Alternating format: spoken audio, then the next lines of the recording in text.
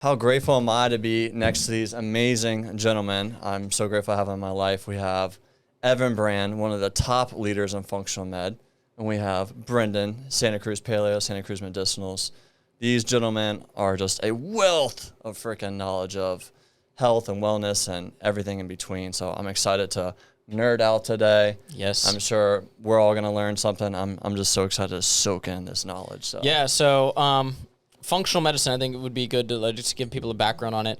Basically, what's going on in health right now is you go to your normal doctor, and it's a completely different thing than what functional medicine is. So a lot of people that, sure, have some money, you could say the elites, but it's not really that expensive, which we'll get into some of the costs, are now doing what's called functional medicine.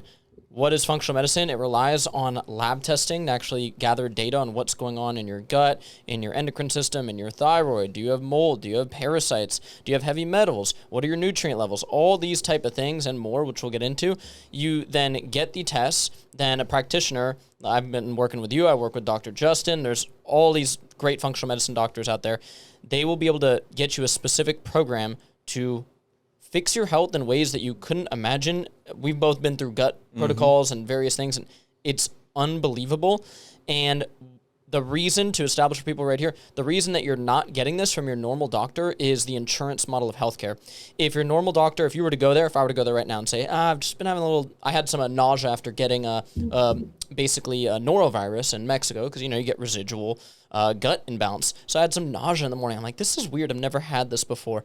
And so if I were to go to my normal doctor, nothing would happen. I'd tell you what they would do. They would give you Zofran. Yeah, exactly. And they would send you out of there, and they'd bill you. Let's say you went to like urgent care for it. Hey, I'm super nauseous. Okay, here's Zofran. And then who knows? I mean, you're quickly up to $2,000. Yeah, exactly. And the reason they can't do what you guys do is because if they gave me a full GI map lab test, the insurance companies could go back to them and say, hey, you just gave a healthy 30-something-year-old a GI map test. That is not you're not allowed to do that. That's basically medical malpractice, and they can get in serious trouble. So it's not within their scope, and they're trying to make some improvements there and allow more leeway, but it's just not in their scope of care. So this is why the normal system is built in such a way where it's just for trauma care, and they do a great job of if you need a quick surgery, if you need something serious, yes, but they don't do a good job at that, for example. So let's dive into some of this right off the bat. A lot of people out there probably listening are dealing with some stuff that's serious to them, but the normal medical system would deem it as not important. So let's say someone comes to you and they are 30 pounds overweight, they got a bit of a gut, they feel some brain fog, they feel sort of just a lack of energy, very big swings in energy. Maybe they have some type of minor skin condition, some eczema flaring up, maybe some acne, and some of the younger teenagers we see a lot. That's just kind of what they're feeling. What do you do? Oh, yeah.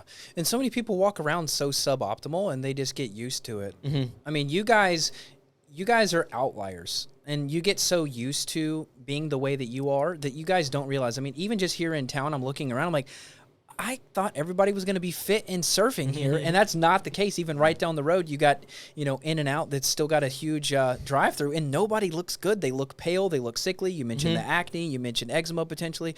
So what am I going to do? I'm just going to say get a stool and get an oat. It's so easy. I mean, over the years, I've done hormones. I've looked into hormone testing. I haven't done hormones personally, but I've looked into hormones. I've run lab testing on hormones.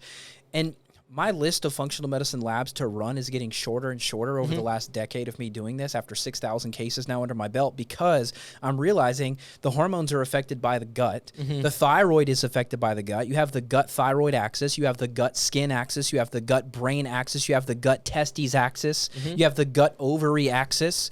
And so there's all these new connections that we know now, and neuroscience is doing a great way of paving the path forward and saying, okay, look, there's actually a brain connection. There's a gut connection to all these organs. Therefore, I don't really need to do this big slew of tests anymore. So occasionally I'll get a hate comment, oh yeah, must be nice, or, must be nice if you're rich to get these labs. You can get a GI map and an oat for less than $1,000, less than $1,000, less than the cost of an iPhone 16 Pro Max. I think those are like $1,300. Yeah. For less than that, you're going to have data that you're never, ever, ever going to see anywhere else. And then with that data, that's when you make a protocol. And and the protocols are true. Well, they're kind of tough sometimes to dive into. So basically what the GI map test is, you mail your poop into a lab. Okay, so we want to like really simplify for people. I know you run these every single. You're like desensitized. So you're like, this is what I do. Yep. So you get this test to your house. You mail in your poop to a lab, and they're able to basically sequence everything that's going on in your gut.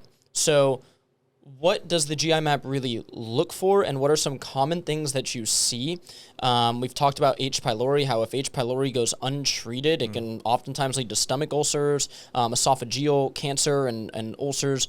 And it's just so, it's mind-boggling. It's really frustrating. We both share like this like passion for it, where it's like, it's an anger, because it's like, how many cases of stomach cancer are going on and stomach ulcers are going on because people could just get a simple gut test, find out they have too much H. pylori, get on a very simple treatment like mastic gum or something like that and other herbs, knock that down and feel so much better and not get stomach ulcers.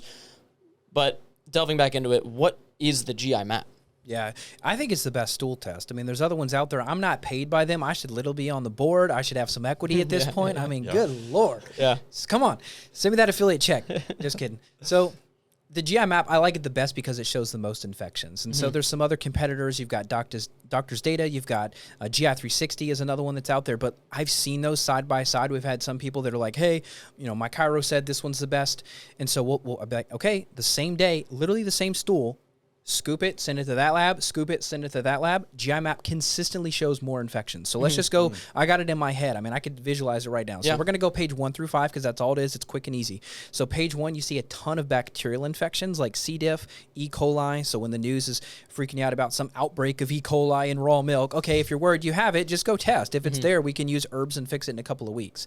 You've got parasites there. So you've got Yersinia, you've got Entamoeba histolytica, you've got Giardia and Cryptosporidium. I had Cryptosporidium when I was 19 or 20 years old. That's how I met Dr. Justin. I was having some health issues, met him, did a GI map. He goes, you have Cryptosporidium. Were you in a tropical location recently? I'm like, yeah, I was just in Costa Rica for months. And he goes, oh, boom, knocked that out, revolutionized my health, and that's where I started to get into this. So, yeah. Yeah, shout out Dr. J. Let's up, man? Go. Hey, I ran an H. pylori screen because you used to be able to separate those. You still can, but it's not worth it because for the extra money, you might as well get the whole damn panel.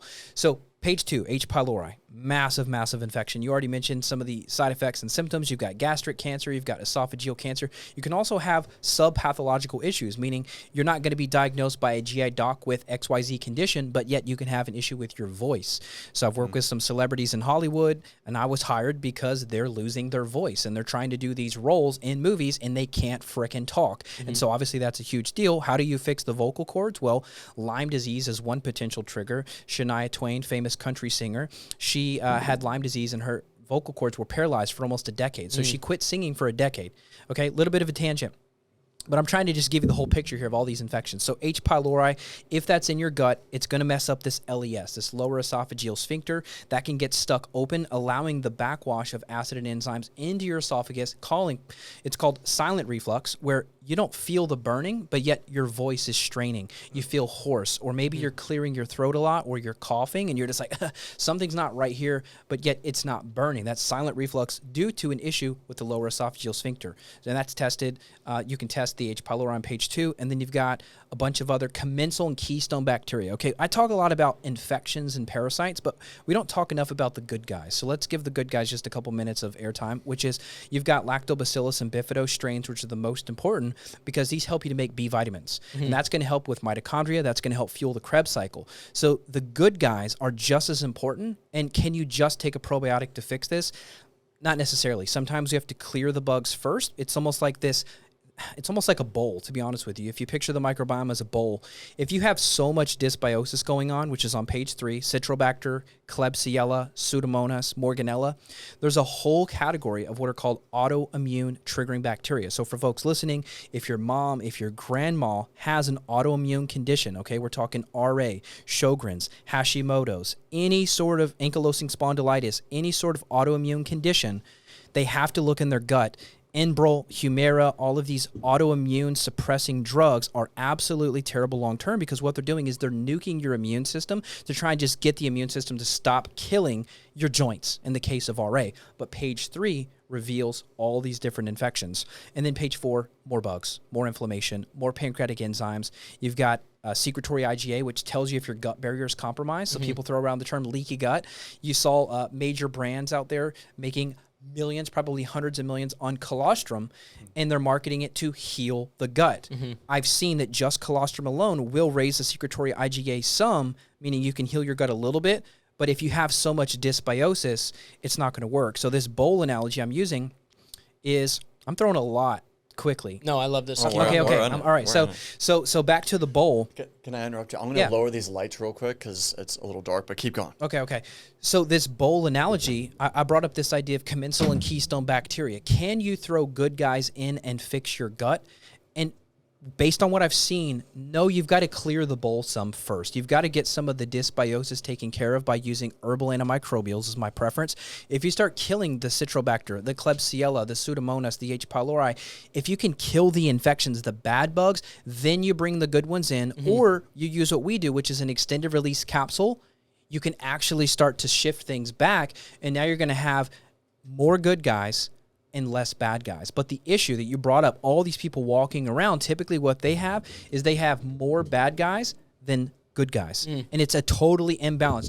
It could be anywhere from a 90-10, meaning 90% dysbiotic flora that, by the way, create toxins and rob you of your nutrients and create systemic inflammation.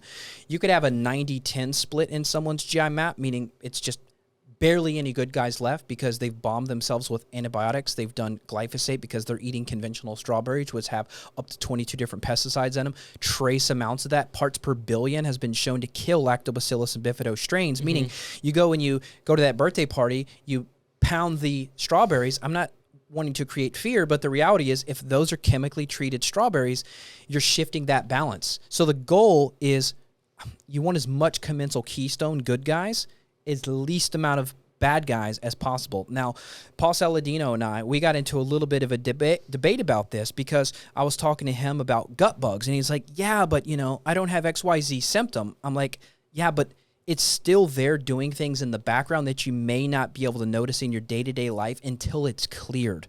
But once you clear an infection, you go, oh, wait, I actually am waking up with more energy. I didn't realize I had brain fog. I thought I was clear-headed, but I didn't know there was a new level. Holy smokes, this is clear-headed. And For sure. There's always a level of health that, I feel like we talk about this a lot. You don't know how good you can feel until you feel good.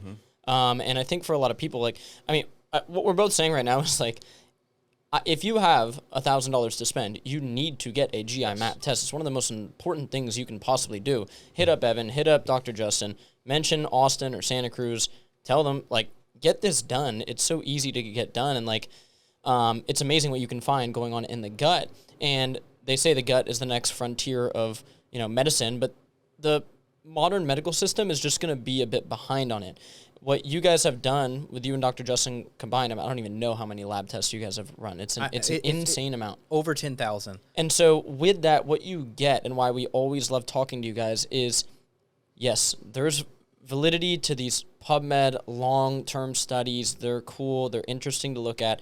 But there's also validity to what you guys have done working with tens of thousands of patients where you just see how somebody lives. You guys have intense questionnaires when you sign up, so you get to see, do you drink a bunch of diet soda? Do you eat a lot of processed food? What is are you a smoker? Are you this? Are you that? And then you get to dive into that person's gut, and I'm sure you're just seeing this over and over again. Like that study that I talked about with sucralose, lowering acidophilus. It's and this is the amount of sucralose that would be in half of a can of Celsius. So it's well, if there's more and more and more of that, and then you're adding in just more processed food, maybe you drink a little bit of alcohol, whatever it is, and you test these people's gut, you already know what you're going to find, and you get this test back, and you see it day after day. So you're really able to sit here and be like, hey, the reason I recommend eating, real whole foods, doing this type of stuff is because you see the direct data every single day. Oh, yeah. Well, mention the zip code, too. You're talking about how we do extensive intakes. Well, the most important one is your zip code. And people say, oh, great, now I got to live in a rich area to be healthy. No.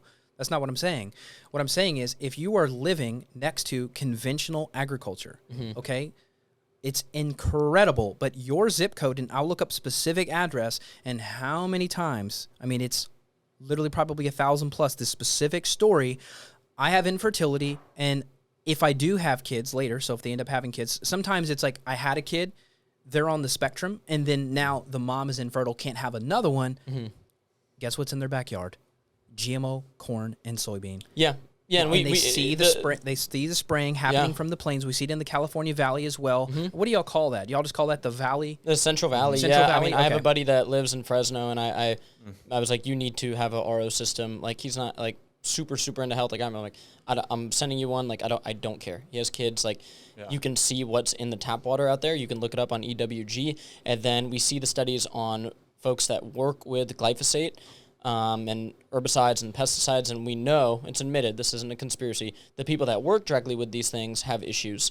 But yet, the amount of effort that Monsanto, Syngenta, all these companies put into basically making sure that they're able to spin a really good narrative that consuming small amounts of these is not bad at all. Well, I just don't think it's going to pan out well over the next 10, 15, 20 years, and it's also one of those things of...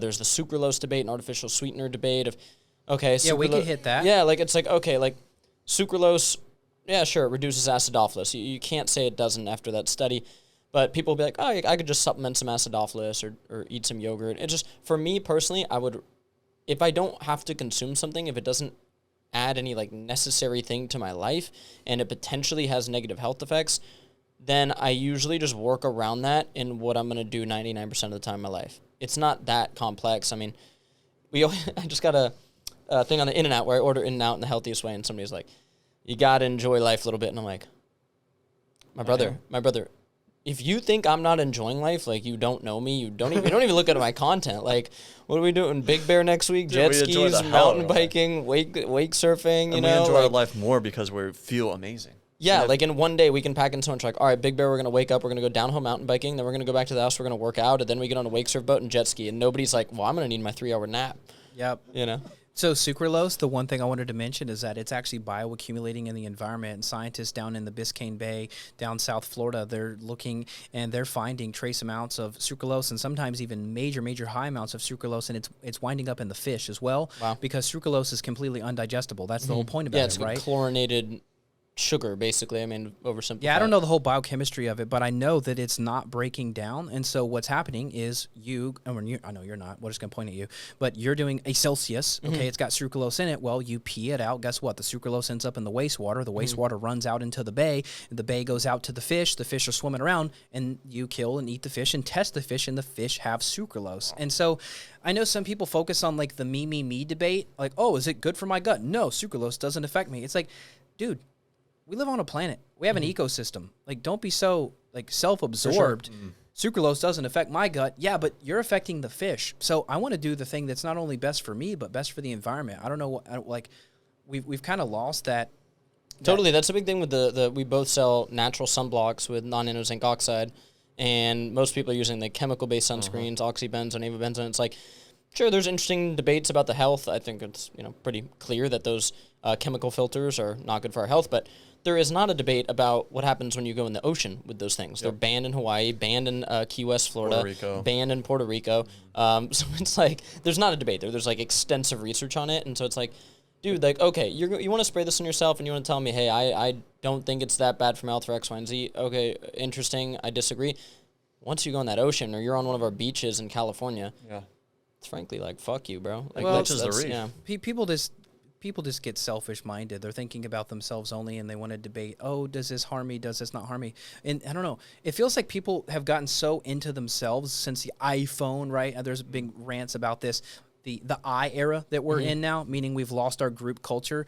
But in the process of that and seeing the way social media and everybody has become a single person, like people don't associate with their groups as much. It's just me.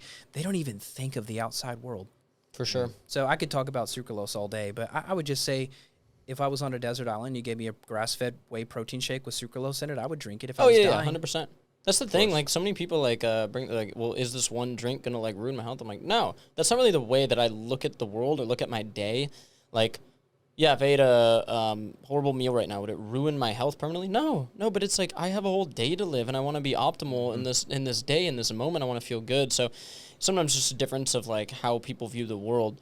What I want to get into next is something we've both taken, Austin, is the Dutch test. Can you explain to people why the Dutch test might be a better thing to look at endocrine and hormone function versus just going to the doctor, getting free test measured, and this is where I'm at?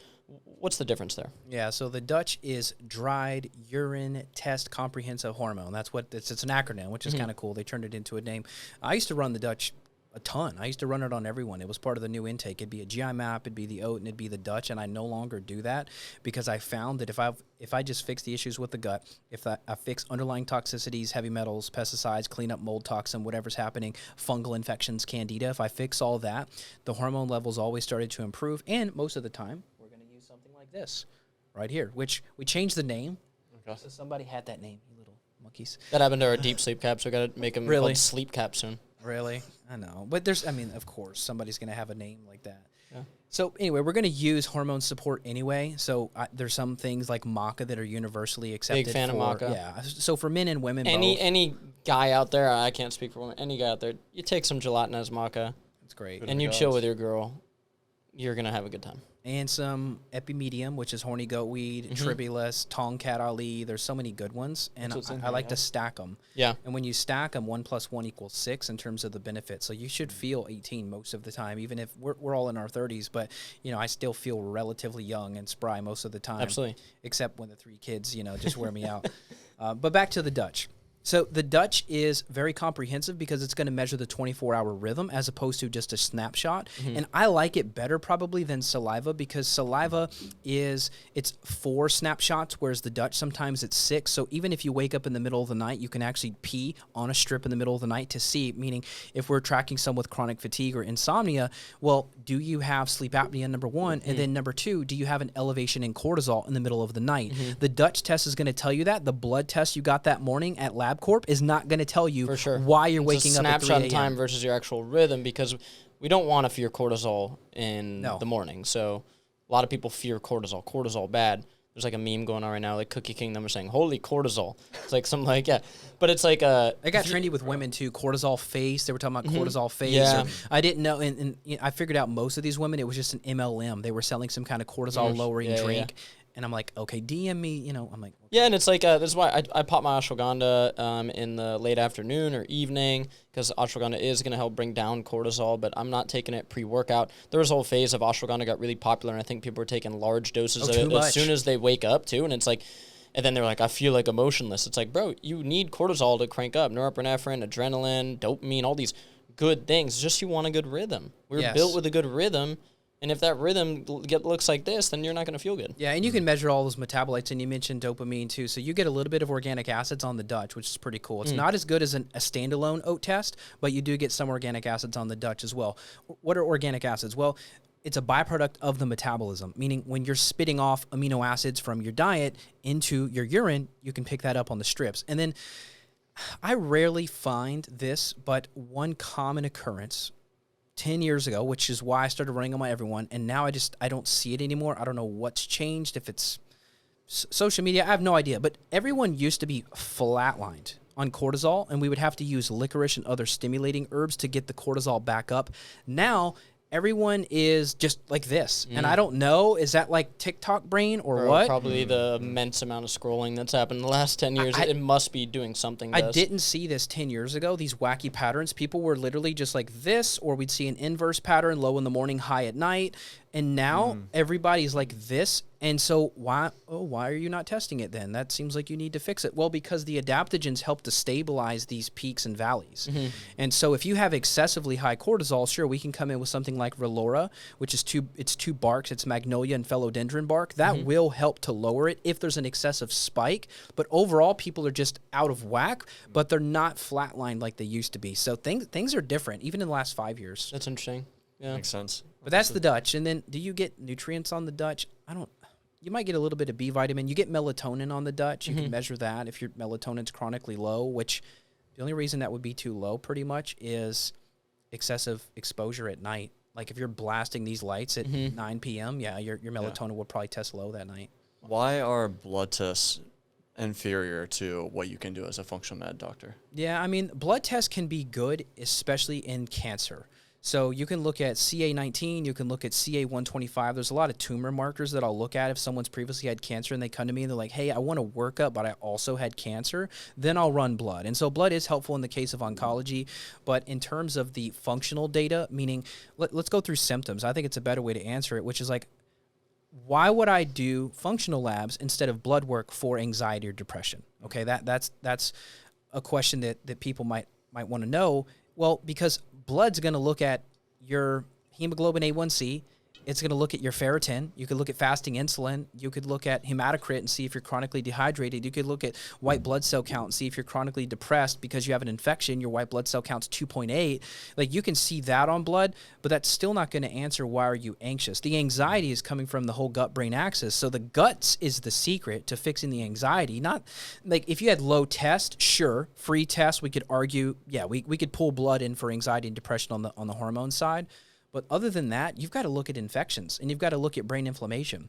So on the urine test, you can see quinolinic acid. Quinolinic acid happens when you have brain cell death. It's called excitotoxicity. So if you have, some have argued MSG plays a role in this. Some argue it's food additives and food dyes. But if there is brain cell death, typically it's a more harsh toxin, like living next to a golf course, for example. That neurotoxicity we can measure as quinolinic acid on an oat. Blood doesn't show that. So when you take these guys in, like our grandparents, maybe showing some signs of Parkinson's, dementia, Alzheimer's, where am I going to find an info on blood? I'm not going to find any clinical takeaway that's going to allow me to plug in a nutrient or plug in a tool.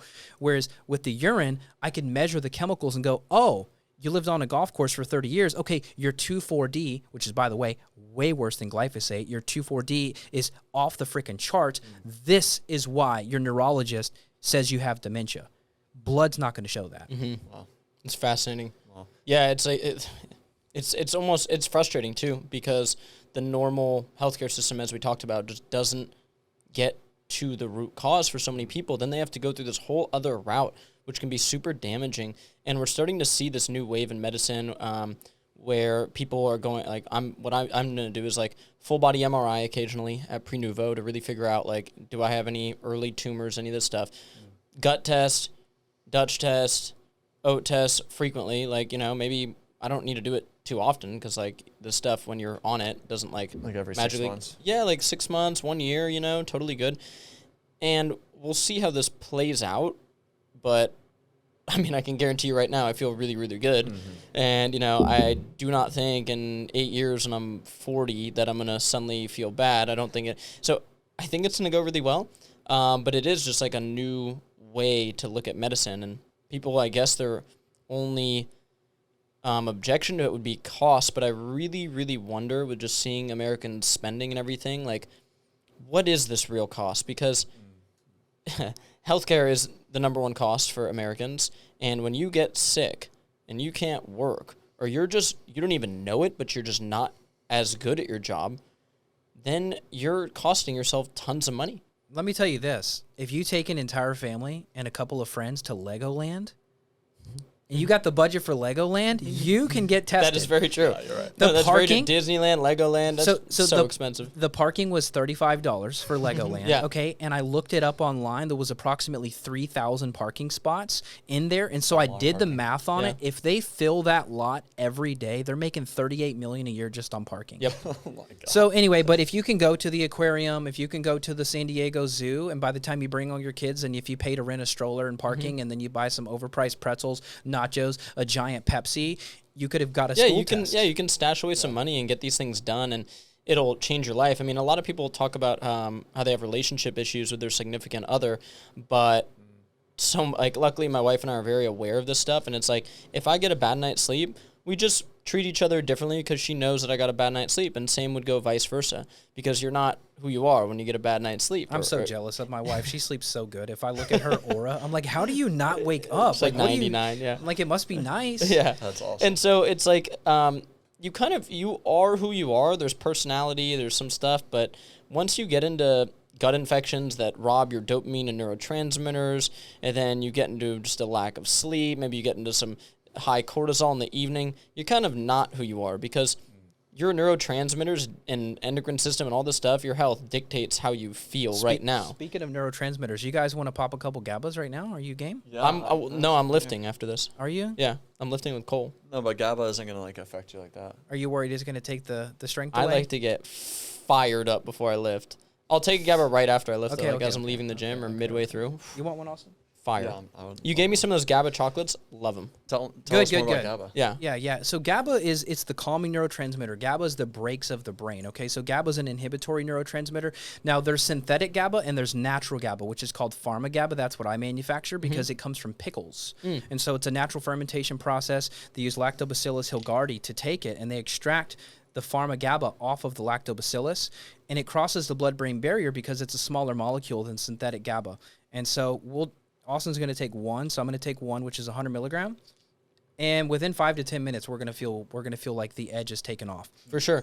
Yeah, it's super cool. Like that's like the other thing is I just love experimenting with all these things. You gave me a pre-workout formula that had an ingredient called peak ATP in it. How'd you like it? I liked it. And well, what I did is I basically just went and got pure peak ATP because I feel like that was like my favorite ingredient in that formula. And then I stack it just with our natural pre-workout. Perfect. And so I like dude, this is the other thing I want to get into right now is mitochondrial health because talking to so many athletes and everything and people get like tired or they feel tired. And I bought this book on mitochondrial health. It's extremely dense. I like reading it, but it's very complex. Can you explain sort of mitochondrial health briefly for people and why it might be one of the reasons that they feel tired? Oh, yeah. I saw a viral video the other day. It was some guy making fun of a Gen Z, and it's called the Gen Z stare. I didn't know about this, but he was imitating that he was a customer service person, and there's a Gen Z person behind the counter.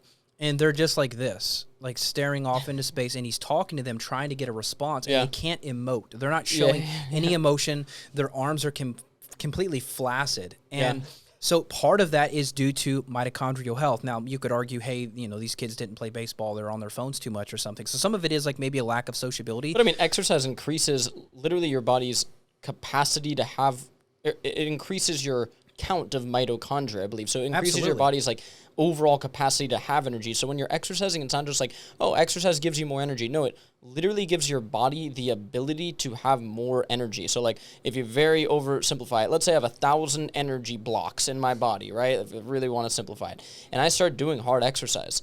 My body is going to now have 2,000 energy blocks in me that it's able to fill up and store. That's a mass oversimplification, but it really is how it works. No, that's pretty accurate. I mean, another way to think of it is like a battery bank, okay? And so if you've got this portable battery with you, if you have mitochondrial damage, which you can measure, it's succinic acid, it's elevated if you have toxicity. So once again, you grew up next to farms. You had a lot of these as a kid, a lot of injections as a kid. You got exposed to heavy metals.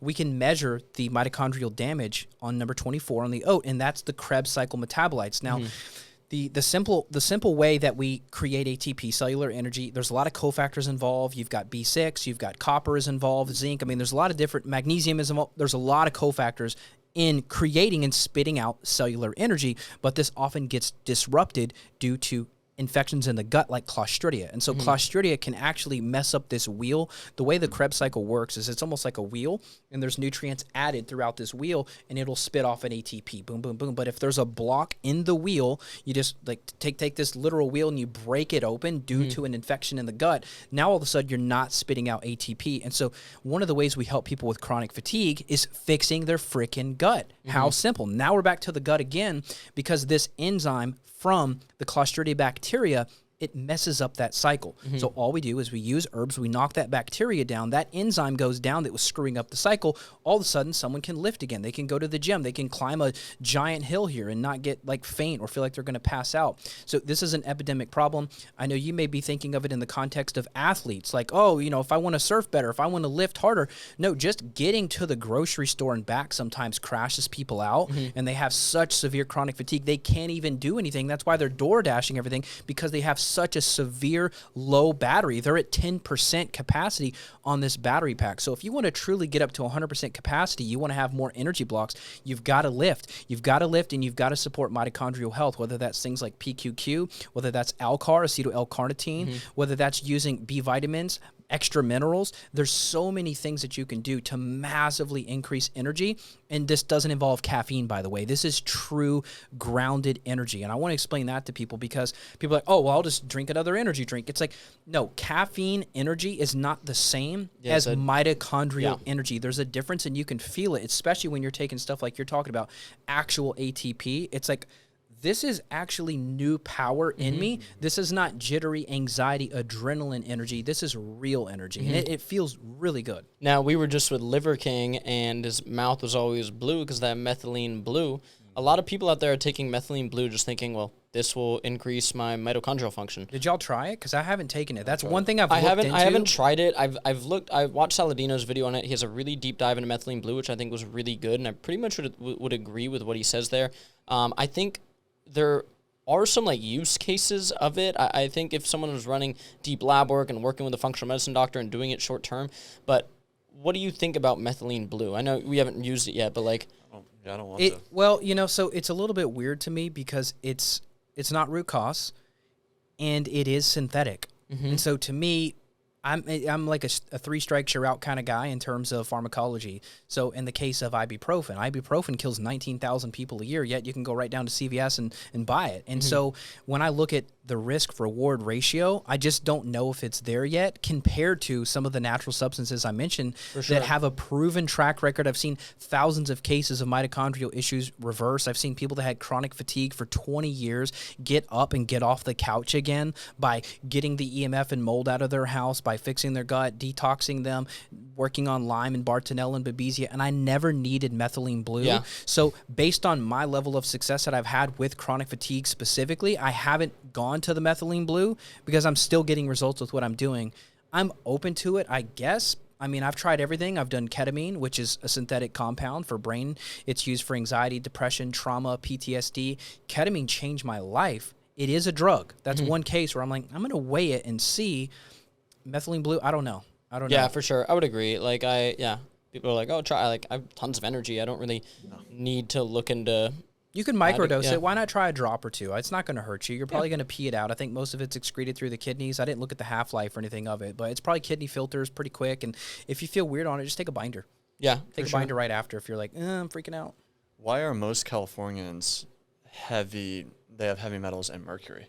Oh, man. Because I do, and I'd like learned that fun fact from him. I'm like, oh my God, I never knew that. Oh yeah, in California, yeah. Every time I measure metals, which you can measure heavy metals in several ways. You can do hair testing, you can do urine testing, you can do stool actually. Interesting. You're pooping heavy metals.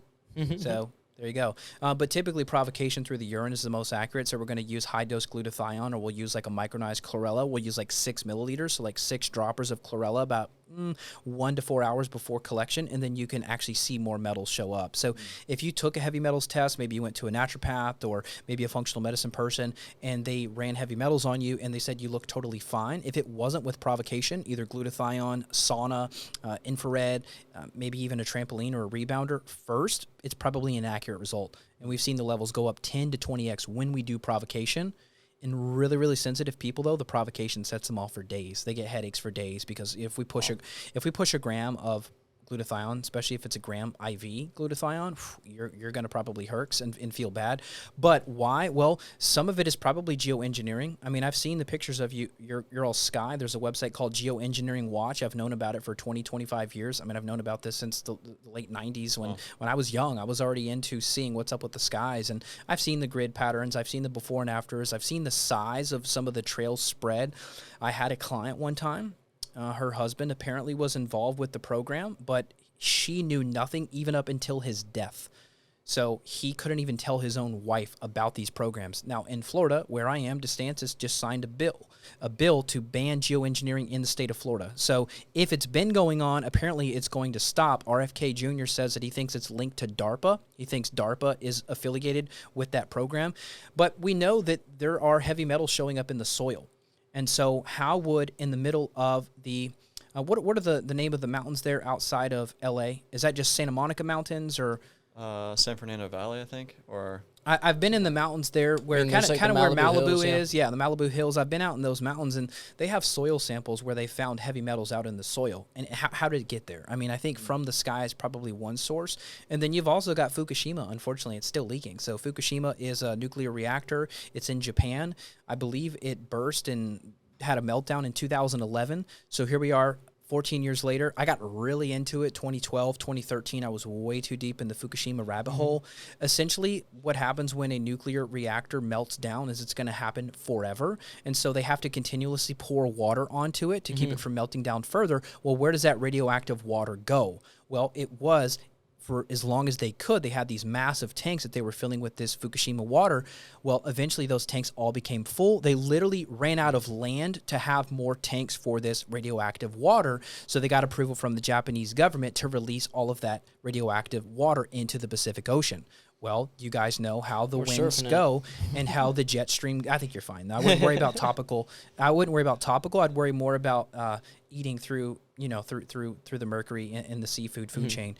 But anyway, so I think the water is unfortunately a piece of it. I don't know what your all's water looks like here in terms of heavy metals, but I'm assuming if it's getting up into the water cycle, which you guys don't have a ton of rain here, but if it's getting from Japan up into the water cycle, the jet stream is pushing it towards you guys on the West Coast here and then raining down on your crops. I think that's another way it's ended up in the soil from the air, not just planes. So what I was getting at, and this is something you told me, was a lot of the 49ers, the people that are mining gold back in the day, when they would blow up a side of a hill, the explosives were extremely high in mercury. Yes. And that got into the water system, and now that still continues to hurt California to this day. I do remember blowing your mind with that. Yeah, So I mean, so probably in the 1700s, California, in terms of the heavy metals, it would have been more clear. But yeah, post gold rush, there's definitely higher levels. They were using a lot of explosives out here in the 1840s, I guess, mid 1840s, 1850s. All about that gold.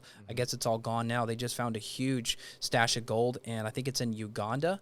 Don't quote me, but it's somewhere in Africa. It's going to beat like the entire global gold supply. Like it's like insane. I think a lot of people just have this like sort of frustration of they're like, oh well, I have to do all this stuff. Why can't I just live? Like why can't I just live normal? And I guess like our response to that is the norm right now, when you look at the rates of disease, of dysfunction, of depression, it is normal to be depressed, fat, sick, unhealthy. So you do have to live a little bit different. And I think a lot of people it frustrates some people. Other people I think are quick to tune into it, where they're like, I have to put a reverse osmosis filter in my house.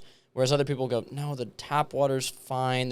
It's not going to be a massive effect on me. There's no way that they're allowing really bad stuff in the tap water. It's probably just a little bit bad, not perfect, but it's not.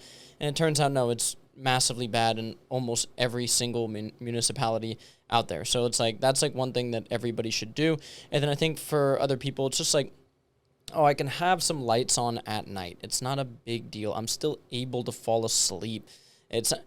Well, no, it turns out it is a big thing, and it's so easy to fix. It's I have that little Huga flashlight. It's like a little orange flashlight, and like that's Perfect. what Sophia and I have at night, and the Huga bulbs, and it's like, yeah, no, I mean, hey, this dude shuts off all the lights wherever we are, like Good job. massively, and it's you just like you need sunlight to wake you up and feel good. You need darkness at night to start to stimulate that melatonin secretion and get actual deep rest. So I think a lot of people, it gets back to they don't know how good they can feel, and they just blow by these things without actually trying like a serious like health protocol for 30 or 60 days. I think if people did that, they would really turn their lives around. Well, here's the thing. It's wild. Yeah, but here's the thing, man. The stuff that we're talking about, all we're trying to do is go back to the way life was 100 or 200 years ago. Mm-hmm. So I know when we're putting out content about you need this filter, I did a video on rice with so many comments. I didn't know so many rice cooking experts out there. But here's the deal. All I'm trying to do is go back 100 or 200 years ago before this toxicity. So when you're like, oh, man, it's so complicated and people get overwhelmed, it's like, look, man, this is just the modern life. You have to just accept it. You have to see what it is and then just realize that every step you take is taking a step towards your health and a step back towards what your great-grandparents had. Sure. It's really not that exotic to have clean water. Yeah. If you read, there's an incredible book. If you guys are into any Native American history, there's a great book called Blood and Thunder. And it's a lot of documentation about these Native American battles, and these guys are drinking out of the creeks, and there wasn't heavy metal contamination and pollution in these creeks. This was artisan water. This was spring water. 100%. You know what I mean? So it's like, yes, the stuff we talk about sometimes gets geeky, it sometimes gets complicated, but at the end of the day, these principles are quite simple. Real food that doesn't have chemicals in it, water that hopefully doesn't have plastics and other compounds in it that disrupt your gut, chlorine. We know chlorine is an antibiotic. It can affect the gut bacteria. And so if I can, I'm not going to drink chlorine ever. I'm not going to bathe in chlorine ever if possible, because this is a new invention. If you look at the timeline of anthropology and you look at human existence, all of the stuff that you and I are talking about, the stuff we're testing for, the stuff we're treating, the stuff we're trying to detox, if you look at human evolution and you look at that anthropological timeline, the stuff that we're complaining about and worrying about literally didn't exist. If you say... Yeah, it's 99.9. You know, if you think of a football field, Yeah. it's not even the last yard. It's like a little sliver of grass is where we're at now. Like it's... All this stuff is so new, and the simple fact is we do adapt to stuff. You will see in 100 years kids adapting to looking at screens, but it's not there yet. It takes a long time. It takes thousands and thousands of years to actually have adaptation. So the fact that we lived as Homo sapiens for the last 300,000 years living a certain way, our brains just evolved to be able to deal with, you know, red light from fire, you know, and not to be able to deal with blue light in the evening. Like, it's just, we haven't adapted yet, and so we're trying to force all these things onto our brain which aren't normal, and then we're wondering why we don't feel good. That's why. You're meant to get certain inputs, and then people will be like, well, then why do you take something like zinc or copper or vitamin C? Because when people used to go get a piece of fruit off of a tree 3,000 years ago, that fruit had 7 times the amount of vitamin C. So yes, I'm going to supplement a little bit to mirror what our bodies evolved and adapted to do. When they used to eat more organ meats and, you know, actual like animals, like fresh, grass-fed, grass-finished, pasture-raised meat, there was more zinc and copper. So I'm going to supplement a little bit because, you know, my ground beef doesn't have the same amount. So I'm just getting back to what once was. Exactly. And that can be overwhelming for people, but look, just go camping. Go camping for 3 nights, and you are going to realize just how far gone civilization is. And then when you come back to the confines of railroads and car exhaust and sirens and street lamps and your neighbor's spotlight shining in your window, you're going to be like, whoa, we are completely incompatible with what we've built, and we have to go back, whether that's in short spurts, you do a quarterly retreat into the wilderness, whether that's a once a year trip. You know, I try to take my kids once a year, go out into the woods away from civilization, just away from, like, I don't want to see a building. But buildings weren't around. You had a hut. I mean, you have those incredible, which I want to visit. Maybe you guys saw them on your desert trip. Did you go to that ancient village? I forget the name of it, where it's carved into the side of the mountain. I believe it's through Utah and Arizona. It's in Bryce Canyon, I believe. I saw it. Yeah, I saw it a little bit from far away. It's crazy. That's the only development you would have saw in your entire 90-year lifespan. Yeah. And now, you know, you go down the block here, building. So it's just, we're just living an incongruent life, and we're paying the price heavily with our mental health, and the children are as well. I mean, if you look at the rates of chronic disease and mental health in the adolescents, I mean, it's potentially 1 in 3 or 1 in 5 children have a chronic disease now. You're kidding me? You're kidding me? And we just saw a lot of that. We just did Locked In, and we were around a lot of these, you know, 19 to 24-year-olds, and, you know, I'm trying to get through to them. It's really hard for them to see, like, you know, I've seen people deal with severe health issues when they're, you know, 40, 50, 60. It's not fun. There's zero fun about it. You're in a hospital. You're screwed. And these people are angry, bro. When they're 40, 50 and a health condition hit them that keeps them in hospital, they're cognitively there sometimes, or sometimes not. But, like, it's almost worse if they're there. And they're pissed, bro. They're pissed, and they're wondering, why did this happen to me? What happened? It's this idea of, well, the medical system should be able to figure it out. I lived somewhat healthy. Why did this happen? And it's all the stuff that we're talking about right now that you can actually figure out. Of course, there's going to be those random cases everyone brings up. You should be able to just do your best to prevent getting into that situation. And so when I talk to somebody like Pow Envy's, this influencer who's just so, you just McDonald's, like all this like horrible food, vaping and all this stuff. And I'm like, and I was talking to him, he's like, yeah, I worry about getting cancer. I fear getting cancer. I'm like, brother, if you sit down with a doctor when you were 30 years old and they look at you and they go, you have cancer. And then they go, what do you do? Do you vape every day? Yes. Do you eat fast food every day? Yes. Do you spend 10 hours in front of a screen? Yes. Do you have good VO2 max? Do you have good cardio? No. They're going to be like, bro, I'm sorry, but that's what happened. It brews for decades. I mean, I test well, fortunately and unfortunately, I'm saying unfortunately because the stuff I see is kind of heartbreaking sometimes. But fortunately, I test a lot of kids. Probably half my practice is children. I have 3 kids of my own, so I kind of love just helping a kid, you know, Totally. get straightened out. And I've seen 2-year-olds off the chart with heavy metals and pesticides and mycotoxins. And so when we look at a case like you mentioned, a 30-year-old with cancer, it's like, yeah, but this was brewing potentially even before the baby was born. We know the average newborn has, give or take, 200 chemicals in their body transferred through the umbilical cord, transferred through the placenta, and then eventually transferred directly through breast milk. And so a lot of these cases of 30, 40, 50-year-olds that are ill, or you see these 20-year-olds where their hairlines are just completely cooked already, well, they had toxins before they were even born. And so they may say, oh, well, I'm 20, I'm so young, I can get away with this, I'm going to justify the fast food or whatever, I'm still young. It's like, yeah, but if you're 20 years old, you've had toxins for 20 years. And so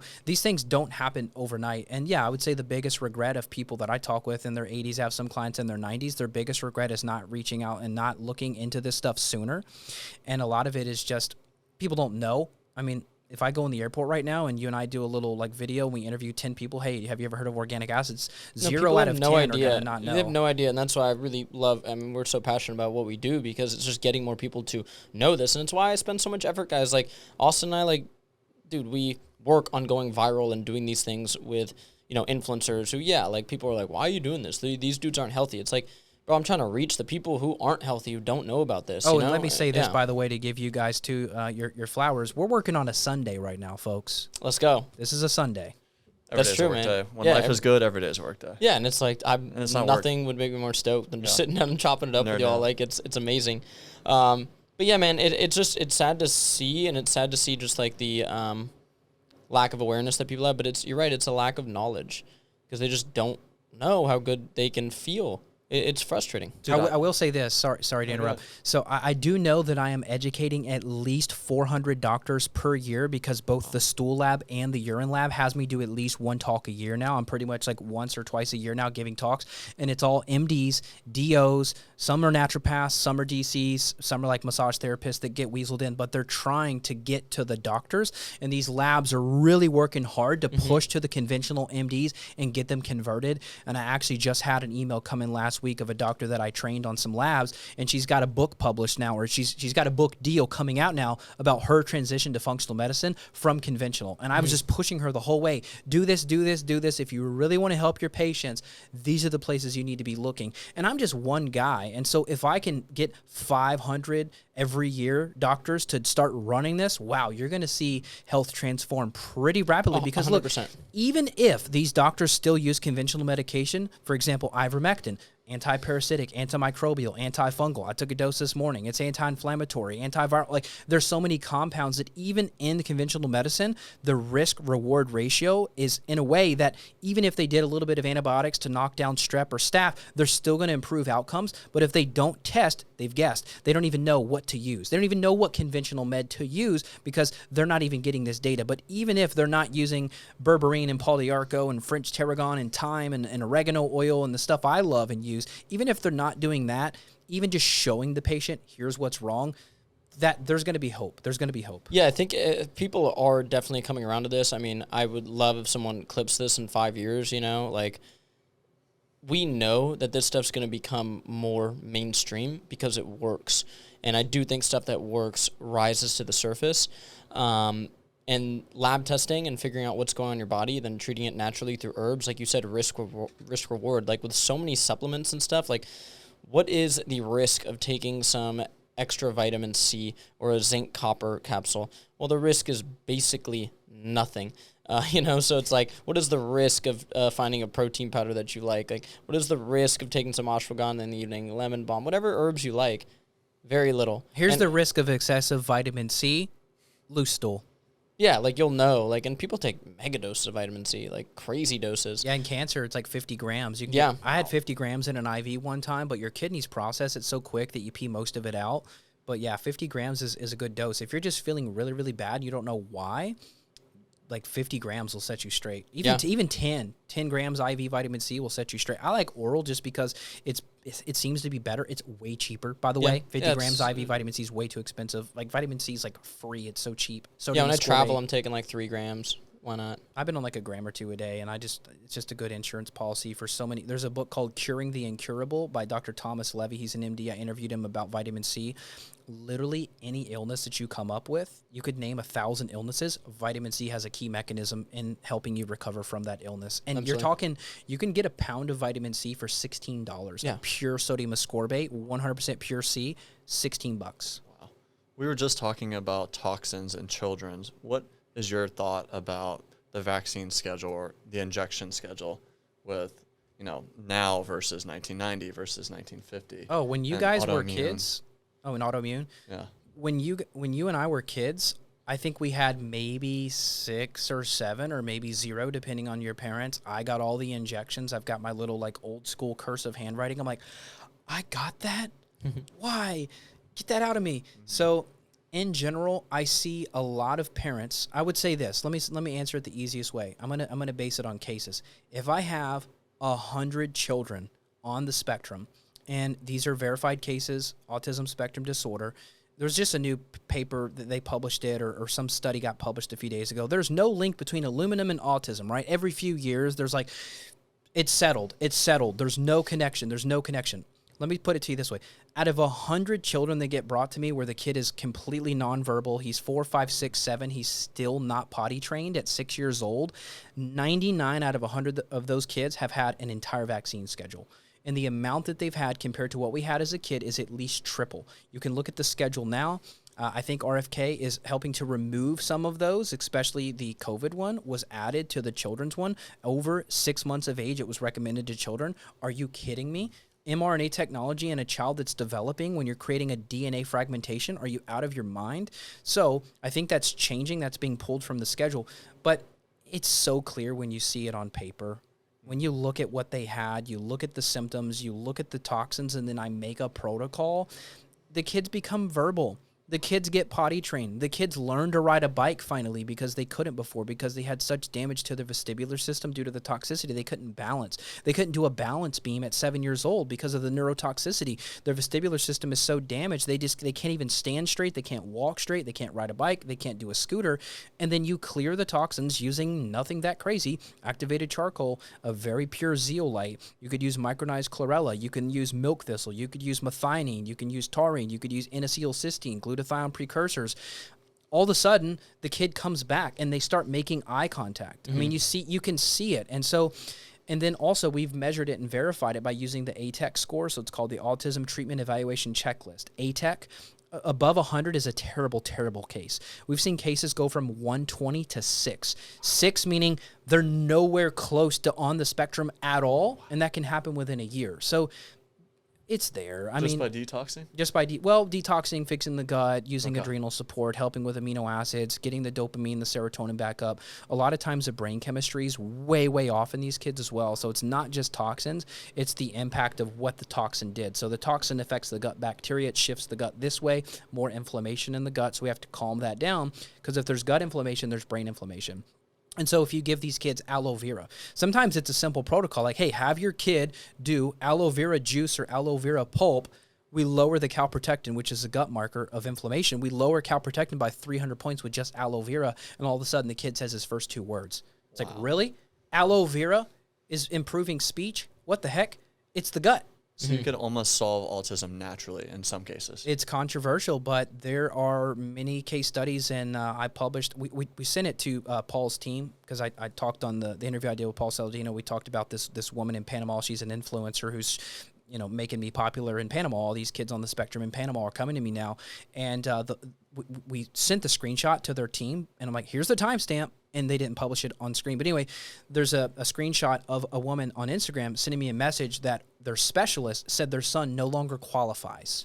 So I can't use the word cure, but they no longer qualify on the spectrum by doing the things that we're doing. So there's so much hope for these kids, and we have to make a huge change now, because in some states, autism is getting close to 1 in 10 children. It's insane. Society will collapse if we do not turn this around. Yeah. There's going to be no garbage man at this point. 100%. Yeah, and it's crazy that, now I don't know exactly what the vaccine schedule is up to of how many. I've heard, 30, 40 shots sometimes. It's like getting pretty wild. So I don't understand how questioning, oh, should a child need the COVID shot, makes you an anti-vaxxer completely. It's just people love to make that jump. When what I would just request, like when I have kids, is like, let me look at these things individually. If something has some amazing use case and you prove that it can prevent some horrible disease, okay, let's look into it. If you're just going to tell me like, hey, we have this experimental flu shot, it doesn't, the last 4 years it hasn't worked, but we want to give it to your kid. Well, maybe I don't want that for my child. Oh, we have the COVID vaccine here. It's not that effective. It could have side effects. Is it going to stop your kid from getting COVID? No. What would happen if they get COVID and they're a healthy 8-year-old? They'd be fine from data. Okay, well, maybe I don't want that. So we're not allowing people to even look at things on a case-by-case basis, and for people to think that there's no money in adding more things to the vaccine schedule is the most ignorant thought ever. Of course there is. And these corporations start to function different. And I know this because I run a company, and luckily my company is just run me and one other guy. But if we were a board of shareholders, we would just do stuff that affects the bottom line positively. And if someone wouldn't vote on that and try to add something, despite it being bad for somebody's health, then they would get voted out. It wouldn't work because the goal of these things is to make money. It's not a health company at some point. Once it gets they're that publicly big. traded. I mean, these are companies where the stock is going up dependent upon a new release, right? So if a new 100%. release comes out, it's going to drive the stock up. Yay, let's buy in. Ooh, shares are high, let's sell. So why not use extra vitamin D, which has been shown. No one that was critically, so in critical care in ICU, there was a paper that came out specifically on the virus in ICU patients, and the critically ill people, the ones that died, had a vitamin D level of less than 30. If you had a vitamin D level above 30 nanograms per deciliter, you didn't die, period. Even if your vitamin D was a 50, which is still not optimal, I'd prefer it 70 to 90, especially if it's a cancer case. It needs to be a little closer to 90. But if you had 60 or above on vitamin D, you virtually had the most mild illness possible. So literally the mild, moderate, severe illness was literally, if you plotted those on a graph together, severity of illness with vitamin D status and your level, it perfectly match. It's like the higher the levels, the lower the severity. Why are we not passing out 10K IU of vitamin D3 and K2? Why not? It's literally one of the cheapest, most game-changing, immune-boosting, microbiome improving supplements. There's papers that link low vitamin D status to dysbiosis in the gut, meaning you don't even have to take a probiotic to shift the gut microbiome. You can literally add extra vitamin D, and you're going to get more keystone good guys in your gut just from vitamin D before you even get to probiotics clearing infections. So it's like, wow, if we really cared about people's health, instead of passing out free tests, pass out free vitamin D. Yeah, I don't understand how there's these massive programs for flu shots, for whooping cough vaccine was like a big thing. Like when I was, and there's not, hey, you go here, you get your vitamin D check. It takes a minute. And, you know, the test to the person's $20. I can't even imagine if the government subsidized it, what would the real cost would be? Maybe a few bucks. And we'd be able to tell people, hey, this is your vitamin D levels. And you don't even have to go against the crazy government thing of not getting sun. You could just supplement.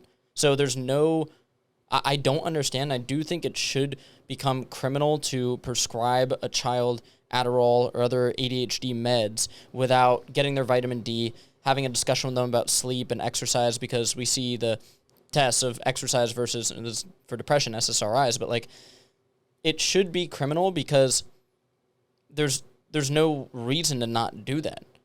It's insane. You can sit down with a psychiatrist and in 15 minutes get a life-altering drug. Well, and it's creating cardiomyopathy in teenagers as well. If you just look up cardiomyopathy teenagers Adderall, you can read the papers on it. But I mean, it's a stimulant. It's I don't know the molecular structure, but it's like a molecule different than methamphetamine. I mean, it's in the amphetamine it's an amphetamine family. derivative, and one of the big issues is that we were with one of these influencers. A friend of mine, Cookie King, we've talked to them, and it's like he's on 3 different, I think, like, so he's open about it, he talks about it. Yeah. So he has like 3 different types of medication right now that he's on, and it's just a little frustrating because it's true, once you get on that stuff, it is very hard to get off. It creates a new situation for somebody, and I just really question why people get put on these so easy. Why, when I got bad grades when I was 13, was, the school recommended I go to a psychiatrist. And my mom brings me to a psychiatrist. I sit down with her twice. On the second time, they prescribed me Ritalin. Really? I didn't take it. Luckily, I took it once, didn't like it. Took it twice, didn't like it. Then I would throw it away on my walk to school every morning. I remember throwing it away in this one bush. Probably a lot of Ritalin in that bush. That was just luck. You know, that was just God's grace of just like it didn't make me feel good because it would have severely messed me up. Now, why did that happen with zero discussion around exercise, around diet? What are you feeding this child in the morning? Pop-Tarts? Oh, like I had Pop-Tarts. what's going on? Yeah. Same. And, you know, hey, can we run a quick vitamin D lab on this kid? Boom. Oh, you're at a 20 nanograms per deciliter. Like, it literally would take a second. A finger prick. Yeah, and it's just like, it just takes a while for this medical system to catch up. And if you want to just rely on all these influencers putting on their, you know, the doctors on TikTok putting on their lab coat going, there are no long-term PubMed papers on taking a detox thing, you're going to get lost. And you should start listening to functional medicine doctors who are running tens of thousands of lab tests on people and seeing things in real time. And you should start to try stuff on yourself. And if you don't believe that, then you're just ignorant. There's not going to be a 10-year PubMed study on everything, and you're going to get left in the fucking dust, and you can get a serious health issue because of it. That's why I tell people, okay, you think diet soda's great, eating processed food's fine because you saw a guy, hey, if you just eat a little bit of processed food, you're going to be fine. You saw a guy in a lab coat say that. That's fine. Try 30 days on my lifestyle. No processed food. Good, healthy, whole food diet. Good source of protein. Try some of these supplements. Oh, you don't need any supplement. Try taking some vitamin C. Try taking some magnesium in the evening. See how you feel. If you don't feel anything and you don't feel better at all, then you know what? I was wrong. But I have thousands and thousands of messages and people run up to me and chase after my car to pull me out and tell me, dude, I tried what you said for 30 days. It changed my life. I had a dude run up to me recently. Yesterday, 42 pounds. Yeah, 42 pounds. I had another kid run up to me that said, bro, I had such bad acne, I was getting scarring, I was going to kill myself. Wow. And it was like, damn, I didn't obviously post the kid or anything like that, but... That's incredible. Oh, it's like, dude, like, it's frustrating. It's tough. It's really frustrating, because it's like, if that kid never came across the stuff, then what happens? So it's crazy. It's tough because Big Pharma doesn't want to lose a client. They want you for life, you know? Yeah, so that's things true. like vitamin D, vitamin C testing, all this, it's like, do they really want to do it? Probably not. So maybe hopefully RFK can change the way that. No, Big and Pharma luckily acts. we have, you know, people hate on a big wellness or whatever. We have big wellness that can fight that. And what is, you know what I mean? Like our goal is true health.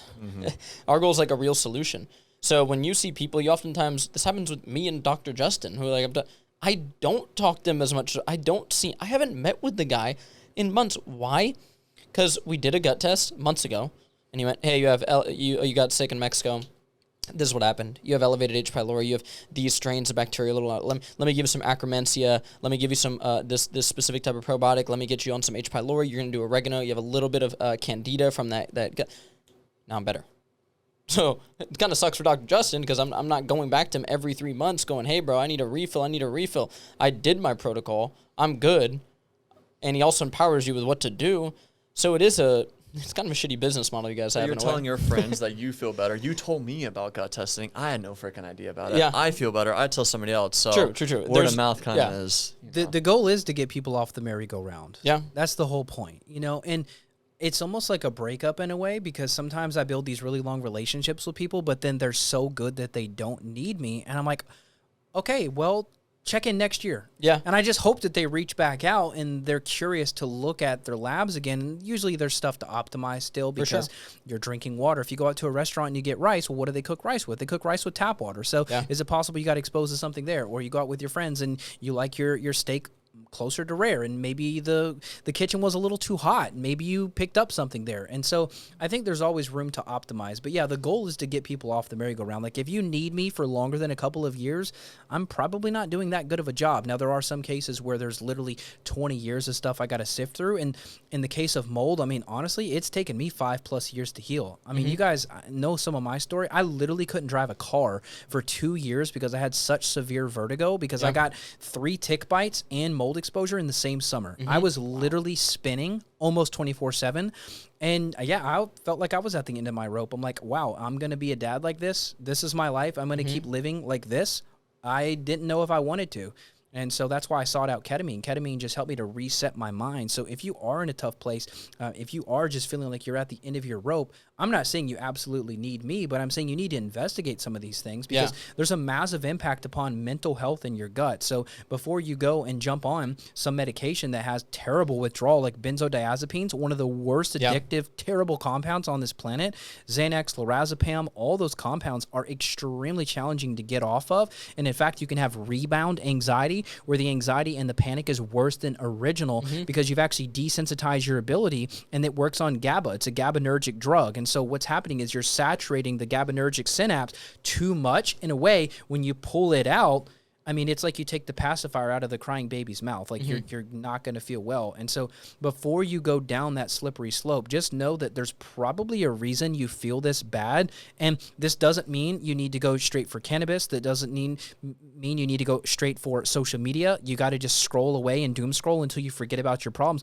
When you have these symptoms, this is a freaking check engine light in your car, okay? Sometimes the light means you need a new oil filter. Sometimes it's a new carburetor. Sometimes it's a dirty air filter. Sometimes it's a clogged catalytic converter. Sometimes it's bad spark plug. Sometimes it's just bad fuel. You put a diesel fuel in a gas car. Like, these clues and symptoms, you do not want to cover them up with sugar and porn and other things. Like, it's so easy and it's so quick to just cover them up and just numb yourself out. If I can just get that 5-minute fix, if I can just get that Zen or that whatever, if I could just seep my way and feel better, okay, that's cool, but there could be something underneath, and 100%. there's a freaking roadblock there. And if you clear that roadblock, you're going to go, wait a second, I don't need nicotine, I don't need porn, I don't need scrolling. Like, yeah, that's the thing, bro. People are always like, oh, like, well, wouldn't you want to try this, try that? It's like, bro, I feel good sober. I feel great. Like, I'm being genuine. I'm not, like, lying to somebody like, oh, yeah, no, I feel good. I feel fucking great sober. Yeah, it's wild. Dude, it's so funny. I was just talking to a buddy at jiu-jitsu, my buddy Malik Herdman, good athlete. I'm going to connect you with him because he's like, bro, I've had Crohn's disease for years. And instantly when I see something like that, I never make these, like, claims on social media, but I'll just tell people what I told him. I go, bro, I have a guy that you will not have Crohn's in 6 months. You will have 90% reduction guaranteed, like guarantee from me to him. And he's like, are you serious? I'm like, yeah, have you ever? And he's just on all these medications for Crohn's. He's never done any type of functional medicine stuff ever. And it's just killing him, bro. He weighs, I think, like 138 pounds. He should be weighing like 150 because it's hard for him to eat. It's Crohn's. So it's like, I'm like, dude, you need to get with my guy, get these lab tests done, and I guarantee you will have massive improvement. And I know it's not like something that you and Dr. Justin can go out and say because there's all this like legal stuff with this, but I will just tell people I've referred so many people to you guys, and every single time they've come back and be like, yeah, fix it. If they stick to the protocol and they don't just do a lab test and disappear, bro. we got a couple y'all out there that need to do your lab test. We send them to you. So if you're sitting on your work. test kit, send it's it back. work. Like, that's the thing. Like, people like, okay, there's a magic fix. Well, you're gonna have to get the lab tests. You're gonna have to do them. You're gonna have to do the lab test properly. It's not hard. It's not hard. And then you're going to have to get on a protocol, and that protocol does involve, you can't just eat whatever you want. You gotta dial in the diet, and then you're going to have to be on a supplement schedule. The gut protocols can be a little bit difficult for people. Like, Dr. Justin gets aggressive with them. I like to phase them in. He does. He hits it harder than I do. He's going to like 4-4-4 or like 3-3-3. Yep. Yeah. So, like, when a bacteria like Candida is dying off, it can create die-off symptoms in people. So you can feel a little bad because, I mean, let's just simplify, I guess. There's some bad stuff in your body, and it needs to die off, and your gut needs to change for the better, and that can create some tough times. So, like, when I'm, like, starting a gut protocol, which I've done a few times in my life, I make sure that first week or two I phase it in. I make sure I'm not doing anything crazy with workouts or work. I phase in, I let my immune function, and then I go and hit it hard, and then you have this beautiful feeling that just starts to come where your skin starts glowing, your digestion feels way better. For me, nausea went away, and it's just great. It's just like, oh, yep, that was it. Needed to fix this. Then you redo the gut test, and here's the fascinating thing, guys. The GI map has no affiliation with these guys. So it's night or day. It is your double-blind placebo right there. These guys are telling you, they're getting a lab test. They're telling you to do something. You redo the lab test after you've done your protocol. Oh, wow, so my H. pylori is back down. You can see it's good. My candida is good. When I had cryptosporidium gone. This isn't some shit that they can bullshit around. They can't do that. it's not affiliated with them. It's a different lab. So they're just getting the lab result just sent to you, and you're like, oh, it's gone. I still get a couple snake oil salesman comments. So go ahead. If you're that guy, you're skeptical, go ahead and say it. But, I mean, the proof's in the paper, and I appreciate that. And, yeah, regarding Crohn's, I mean, you can absolutely put into remission, no question. I mean, typically we're going to go more like an AIP diet, a little bit more autoimmune paleo. But there's an amazing thing that happens to the body if you just get the stuff out of the way. Yeah. You just get the stuff out of the way. I had major anxiety when I had H. pylori. We used to live in Austin, my wife and I, before we had kids. And I remember we were in this apartment, and I was putting my legs up on the wall. You know, it's like an anxiety calming trick. And I was like, my heart is racing, but this feels wrong. This feels more than situational anxiety. This feels more than just like I'm stressed anxiety. This is not right. Cleared the H. pylori. And as you mentioned, this sense of calm just kind of comes over, and you're like, oh, wait a second. I was stuck in chronic fight or flight and stress because of these bugs.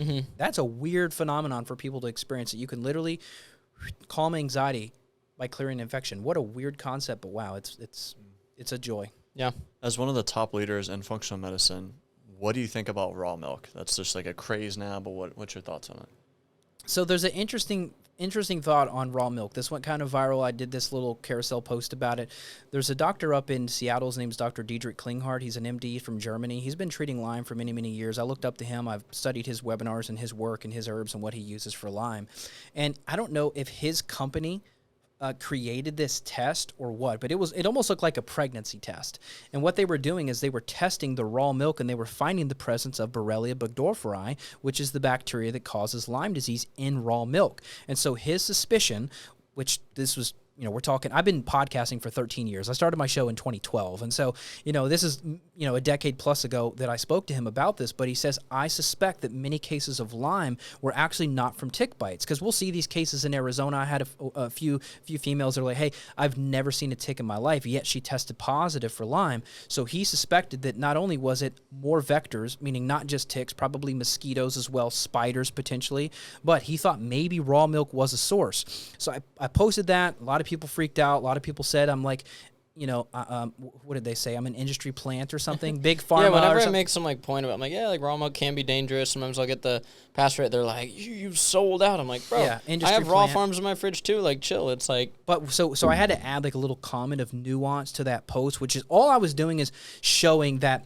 And you can look back. It's on my Instagram page. If you just go back, scroll till you see the cow, you'll see it. But we published the PMIDs there, the PubMed literature there. But it showed the survivability of the Lyme bacteria in milk at a refrigerated temperature, and it does survive refrigeration. So even if you're not pasteurizing it and it's raw, but it's refrigerated, the Lyme bacteria can survive, and it can potentially be there. But the nuance I had to add to it, which is that in theory, if your stomach acid levels are high enough, if you don't have hypochlorhydria, which is low stomach acid, if you don't have that, if you have H. pylori, you have low stomach acid. So if you have H. pylori, the stomach acid is lower. Could you potentially drink that raw milk and that bacteria not be killed off because your stomach acid levels are not high enough to kill it? In a healthy person, I think raw milk is probably A-okay, and it's going to kill anything. As soon as it hits the gut, you're going to neutralize it. But if someone's super immune compromised, they have infections, they have toxins, now we're back to that again. Well, maybe if there is an infection like Lyme in there, maybe it's going to be transmissible. I don't know. I think the jury's out, but man, it's some interesting papers. Yeah. You take ivermectin more often than regular. Why is that? Yeah, well, because I just traveled here for one, and there was like 200 people. That plane was packed from Austin to San Diego. I'm like, oh my God, and everyone's coughing. Someone's back here coughing. This dude's got a mask on. I'm like, okay, is he sick, or if he like, what's he doing? Okay, and so I take it when I travel because ivermectin binds to the spike protein, and it helps rid it from the body. So I take it before I travel, usually after I travel as well. And I've struggled. I've had Lyme. I've had Babesia. There are some papers on ivermectin killing Lyme and killing Babesia. Babesia is an intracellular parasite. It infects your red blood cells. I got it from tick bites in Kentucky, but Babesia can cause weird symptoms like dizziness. You can feel short of breath. You can have head pressure. And so I've struggled because I've had Babesia. And so ivermectin does kill that as well. And you never know what you're getting exposed to when you travel. New water, new food. Ivermectin's a broad spectrum anti-parasitic as well, kills parasites, bacteria, viruses. And so I took it this morning just as like a policy because who knows? I mean, I'm drinking this water, which is good, but at the house, he's got a whole house filter at the house. But I'm like, what if? Change, what if? Yeah. We'll wrap things up, but I would love to know from both of y'all, what's your top 5 favorite supplements for an average person and then a person that's really healthy and dialed in? Totally. Yeah. I mean, top 5 for an average person for me, and I'm sure we'll have overlap on this question. Vitamin D, as we talked about. You can get K2, vitamin D, you need K2 in your body to absorb it, but you can get that through hard cheeses, egg yolks, stuff like that. Or you can do a vitamin D with K2 if you feel you don't get enough of those foods. Creatine, I think there's a lot of good research on creatine. You should probably get some type of creatine in. Magnesium, even when I put in all of my diet into a chronometer and like see what my micronutrient levels are, even eating really healthy, usually a few 100 milligrams short of magnesium, and there's benefits for it. So, yeah. And then vitamin C, which we talked about in depth. I mean, I think everybody could benefit from a little bit of vitamin C. And then, I guess I'll throw that one in the for people that are really trying to dial in. But the last one would be, if you are an athlete, electrolytes. A lot of good electrolyte formulas out there. We obviously make a great one, but that's for athletes. And then getting into some more of the stuff in depth, I think a methylated B vitamin would be a really good thing. And I'm taking a methylated B vitamin. I just feel like it gives me a lot more energy. I would then say look into mitochondrial support, stuff like CoQ10. I started taking D-ribose, so I think you put me onto the D-ribose, so I'll take a little bit of that before I work out. Stuff like PKTP is pretty cool. N-acetylcysteine is something that we sell. We sell it with alpha-lipoic acid. It's going to help glutathione levels. Tremendous just brain fog reducer. It helps testosterone. It's just a great supplement. And then the last one I would look into, we just launched this skin and eye health formula. Some of those type of things. Astaxanthin is one. There's tons of studies on astaxanthin. Pretty big fan of that, and that's in our skin and eye health formula. I feel like it people call it the natural sunscreen. I do feel like it's helped me absorb sun better. We spend a lot of time in the sun. I feel like we look glowing and good, and we're on that astaxanthin. So yeah, those are kind of my list right there. That OJ body lotion, how you glowing? Hey, I put some on today, man. Let's go. Okay, top 5 supplements for what is it? Average person and then an athlete. Okay, or a average healthy person. Yeah. Well, shoot. Yeah, I mean, vitamin D and C, absolutely. Yeah. I would say niacin, which is vitamin B3. So there's a great book. It's called Niacin, The Real Story. If you have mental health issues and you take 100 milligrams of niacin, that's a flushing kind, okay? You don't want the niacinamide. You want real niacin. Your mental health issues will massively, massively decrease. There was papers back in the 30s and 40s in these mental health institutions. That used to be a thing. I don't know why that kind of disappeared, but back in Kentucky, where I'm from, there was several different like sanatoriums, they'd call them. So for the mentally insane people, and they're literally out on like 500 acres. Like organic gardening, like in the 30s and 40s, and they got better, huh? They're out gardening in the sunshine all day. Now we just put them in SF and tell them to give them free fentanyl. Yeah, but back then they're getting sunshine. But niacin is an incredible tool for mental health. So that's B3. So I would put that in the category for everyone. I would argue. I'm going to go ahead and go reishi mushroom on the big fan of reishi. The common person, because we have so many things, whether it's EMF, magnetic field, cell phone towers, 4G, 5G, all these different technologies. These are very new. Non-native EMF is a very new thing to our cellular function and mitochondrial health. There's some papers coming out that reishi may be a mitochondrial protectant. It's also called the mushroom of immortality. So, hey, if we all want to live to 120, then we all should be talking about reishi mushroom. So I drink it, and I'll take capsules. I'll do powders. I mean, whatever I can do to get a half gram in.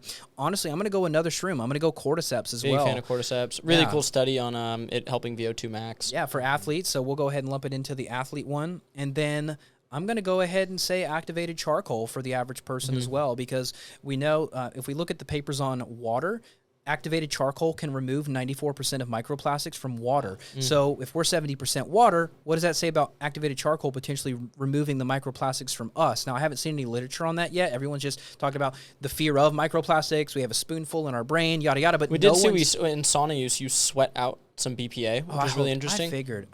And you do sweat out some heavy metals, as you were talking about. But when do you like to take activated charcoal? I take some when I travel sometimes, but there's not a bad time, because if you wake up in the morning when you're fasted, you're excreting more toxins. That's why the organic acid is a fasted test, because we found that we can see more things if you're fasted. You're excreting more. So in the morning, you've already got more toxins mobilized and floating around. So you could pop a capsule. Let's say you woke up at 6, pop a charcoal at 6, and have your breakfast at 7. That'd be totally appropriate. Is it gonna? Sometimes I take it away from my supplements. Is there any truth to like absorbing supplements? Or is that just a myth, or what's the deal with that? There is some reduction in bioavailability. If you were to take it with your methylated B, for example, there may be a reduction, but it's not significant enough for me to notice it or see it on lab testing, because some clients, they're so ill that the die-off from the supplements, they have to take the binder with their killers, and we still have a great clinical outcome. So I think it's a non-issue. Nice. So the niacin, you've got the C, you've got the D, you've got the charcoal, you've got the reishi and the cordyceps. And then, for athletes, if you want to take it to the next level, I mean, PQQ is amazing. 1 or 2 milligrams of PQQ is clinically useful, which is insane because that's such a tiny dose. I would argue hawthorn is incredible for a lot of athletes because of what it does for the heart. So hawthorn, you can drink hawthorn tea, you can do hawthorn capsules. If we're talking more athletes, well, rest and recovery is huge, and a lot of athletes are telling me that their sleep is suffering because they're so it's hard for me to fueled. down regulate. Like I'm a very go getter type of person, so we love some of the same herbs like lemon balm. I like some valerian, some passion flower, L-theanine. I rely on those so much at night, just the way my personality is, and when I'm really dialed in and I'm able to make it dark earlier in the evening and get home, I need maybe less of them. But, man, like the last week, I was getting home at 11, all revved up. And it's those herbs are life-saving for me. It allows me to get an 85 sleep score on a night where I'm getting home and I've been looking at blue lights and it's 11. It's they're able to help me wind down. Yeah, boswellia, we can throw that in for the athletes too, just for inflammation. Serapeptase. I mean, there's so many different systemic and proteolytic enzymes that I personally take just to help keep my shoulders good. And athletes should be on enzymes. You should be on somewhat of a natural blood thinner. If you're wanting to do like nattokinase, for example, you can do natto, and that's going to be very effective at just helping with clotting. Because I've seen athletes that are just pushing way too hard. A lot of these athletes that they were traveling the globe, they ended up getting the injection, and we know that there's it's called hypercoagulability. This is a thickening of the blood. So I think as an insurance policy, most people should be on systemic enzymes to keep your blood healthy. I did 2 rounds of systemic enzymes. Dr. Justin told me to do, and it's so easy. And they're not expensive. Enzymes are not a big deal, and your joints feel better, and your protein digestion is better as well. So I'm a huge fan of enzymes like proteolytic ones. So serapeptase, it's cheap, it's easy, and you'll feel a difference. It's if you combine like serapeptase with boswellia, with ginger, rosemary, it's literally like nature's ibuprofen. For sure, it is. Yeah, and on the digestive enzyme side of things, those have been life-changing for me because, you have your more intense ones like HCl, but even just I'm going to go out and eat at a restaurant, I'm popping some digestive enzymes because it's okay, if there's some phytic acid, everyone's scared of phytic acid, phytase can help break that down. If, lipase helps break down the fat. Lactase is going to help me digest lactose. And, digestive enzymes can be a really good tool. I take more of them when I'm traveling because stress will deplete that natural enzyme function a bit. And they've just been amazing. Yeah, helped me a lot. Yeah, if you're over 30, you need acid and enzymes. For sure. Easy. Read Dr. Jonathan Wright's book, Why Stomach Acid is Good for You. And then if you guys are not taking acid and enzymes after that, what are you doing? Because it's going to help you. So if you and your friend, you sit down, you both eat a nice grass-fed steak. I had some Wagyu ground, some 100% grass-fed Wagyu from Lazy Acres. Yeah. And we made some tacos with it yesterday. Nice. And my kids, Daddy, those are the best tacos you've ever made. Let's go. So, but if you're eating that, you and your friend are eating these grass-fed tacos together, and I take acid and enzymes and you don't, in theory, I'm actually going to get more nutrients from that. I'm going to have more bioavailable nutrients to me because of I'm turning up that digestive fire versus if you're doing the scroll and bowl, you're just sitting there at Chipotle, you're literally scrolling TikTok while you're eating it. That's a very bad habit because you're in the sympathetic overdrive because of the content in your face, and you're not actually chewing and you're not actually stimulating the production of enzymes in the mouth. And so digestion starts in the mouth. So slow down and chew your food. Just how simple is that? I see people, especially young guys, phones in one hand, forks in the other. Dude, they're not so even much. chewing. Yeah. It's dude, you're going to have bloating. You're going to have gas. And guess what? You're going to have acne because you're creating malabsorption due to how quickly you're eating that. You're not even chewing. You're not even masticating. That stimulates the secretion of enzymes. And so we can make more enzymes by slowing down and just embracing the meal. And if you got to moan while you're eating, do it. Give a little And that's literally going to tell your body, it's going to send a signal down the vagus nerve, okay, we're eating now. We're eating now.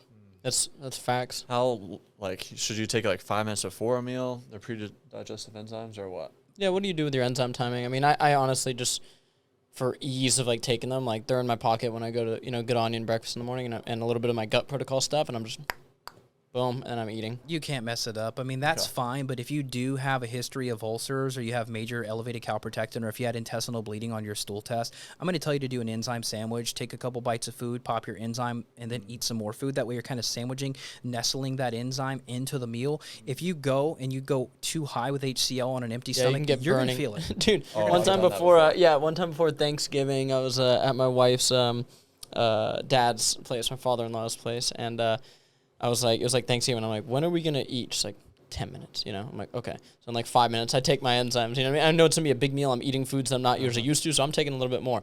And then it just like time starts going. I'm looking around and I'm like, look, I just had to rush and like eat something, you know what I mean? Because it takes away sort of that burning. But yeah, enzymes are amazing, man. Breaks down all your food. I get less food sensitivities with them, and I can kind of manage it. Like if we're in Mexico and I'm like, I'm gonna be eating some shit, I'm up in the enzymes. And Austin got sick a few times going to Mexico, and then this last trip, I was like, dude, just do what I do. Some Dr. Justin GI Clear 4, some enzyme stuff like that, and like he was fine. And yeah, it's great. They're really cool. I'm not saying eat a pizza, but I'm saying if you were to take enzymes, and specifically in our formula, I have an enzyme. We use DPP4, which helps break down gluten. So I'm going to need that because I'm going to New York and I'm going to eat pizza. Oh, yeah. We'll get you some. I think I might have got you a bottle. But I'll get you another bottle. Nice. But DPP4 helps break down gluten. And so if I know that I'm going to get exposed or potentially there's a sauce or a cross-reactivity, it's called gluten cross-reactivity. So, I mean, there could be some of that, the transfer on the cutting board, whatever. That enzyme will break it down. So I'm not saying if you're celiac, you can go back to gluten, but if you have gluten sensitivity, non-celiac gluten sensitivity, meaning diarrhea, bloating, skin reactions, cold sores in the mouth, things like that, the enzymes can help you to prevent that. It's like, crazy. Why not? A lot of these things, why not? Why the hell not? So I'm going to eat pizza after we do our New York meetup. I'm not doing it right before because I might get a little tired, you know what I mean? Because I don't eat a lot of gluten. But I want to go try a nice slice of pizza after. I'm going to do it. And it's like, why would I not go? For like 30 cents. Yeah. Oh, that was 30 cents. And now I feel less tired. My body's breaking down the gluten that I am eating better. It's so easy. Yeah. It's amazing. As opposed to what most people do, okay? Let's talk about that real quick, then we can wrap it up. So you got the prophylactic administration of digestive enzymes and acids to prevent a food reaction, as opposed to the conventional model is what? It's wait until you eat the pizza, you get terrible heartburn, now you go to Walgreens or wherever, and you buy the Tums, the Pepto-Bismol, you buy the antacids. There was a guy on the plane that actually had that like hanging out on his little tray table. It's like heartburn relief. It's like, dude, you need more acid, not less, I promise. There was a guy that I referred to, Dr. Justin, who had heartburn, and he hit me up later, and he's like, "It's gone, it's gone." And I told him he's probably going to put you on some HCl. Like you're wrong. You don't need to quell all this acid. You're not digesting. Your acid isn't high enough. Sure enough, that's what happened. Heartburn gone. Long ass DM, just like, dude, like, thank you so much. I don't even we try to do a lot of content with you guys and stuff, and like, but we don't even like overly push this because this is a more in depth podcast, right? And like a lot of people just won't, tune in, and then a lot of people hear, oh my god, it's $1,000. Like I'm never gonna do this. But as we described, like people are spending money on other stuff. So I think more and more people are getting tuned into this, and it's like, this is just the way the world is right now in this moment in time. You go to your normal doctor, they don't know this stuff, and even if they do know this stuff, they will get in trouble by giving you this, and the only way to do it is outside the insurance model. You're going to have to get given these lab tests. That's the situation we're in right now. These, however many companies it is, have a monopoly on what healthcare providers can and can't do. It's a system, and that's just where we're at. You want to get referred to a dermatologist, you have to go to your normal doctor, tell them you have a certain issue, they enter it into a certain thing a certain way. If you want to get deep lab work done at your doctor, you have to tell them very specific things, and then they won't even do the lab test that you guys have access to because it's not in their protocol. And go listen to the guy who started Ways to Well, dives deep into Brigham Bueller's, dives deep into this on a Rogan podcast, on other podcasts. He goes, the problem is there's a lot of smart doctors, as you talked about. There's a lot of doctors who know about functional medicine. They cannot give a healthy 18-year-old who has acne, who has the beginning of Crohn's disease, because they're healthy, they can't give them the lab tests. They will they will lose their medical license. There's no CPT code. There's no diagnosis code. There's got to be a diagnosis code. And so, yeah, it's a broken system. And a lot of these guys are switching to cash.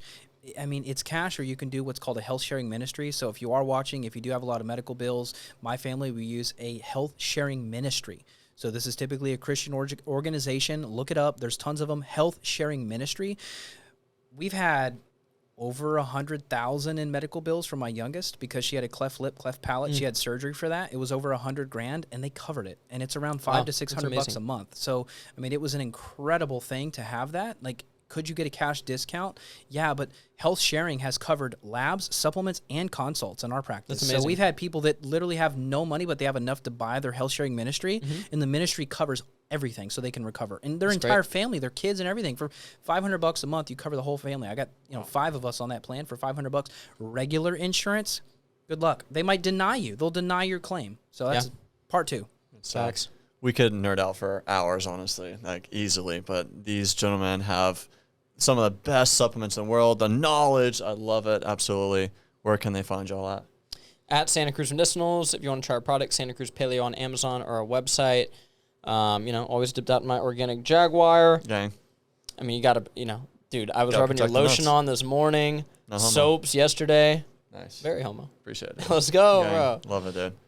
By the way, I appreciate it. I was able to replace most of my boxers as well. So thank you so much. There was you hear about dupes, right? Like Lululemon, they'll do dupes where Amazon will make the same exact bag at a different price. So I just saw on there's organic cheetah now. And so Oh, wow. Okay, well, good luck. Yeah. So Aura Roots is the supplement line. These are practitioner grade products. So I'm only able to use my practitioner credentials to use these specific manufacturers. And so our margins are not as good as a conventional manufacturer, but it's incredible stuff and it's fine. I'd rather take the hit on the margin and give you guys some of the best stuff. So hormone support, the GABA chewables are great. The Detox Pro is the binder. The NeuroBalance is your brain chemistry support if you need amino acids in a perfect ratio to help get dopamine and serotonin back up.